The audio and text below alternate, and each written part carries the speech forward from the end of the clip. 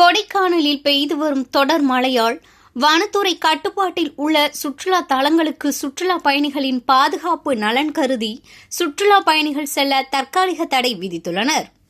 திண்டுக்கல் மாவட்டம் கொடைக்கானல் மலைப்பகுதியில் டிட்வா புயல் காரணமாக நேற்று நள்ளிரவு முதல் தற்போது வரை மிதமான மழை, சாரல் மழை என நகரின் பல்வேறு பகுதிகளாக உள்ள ஏரி சாலை, அண்ணா சாலை, லாஸ்கட் சாலை, குறிஞ்சி நகர், பாம்பார்புரம், வட்டக்கானல், ஆனந்தகிரி, அண்ணா நகர் உள்ளிட்ட பல்வேறு பகுதிகளில் பெய்து வருகிறது.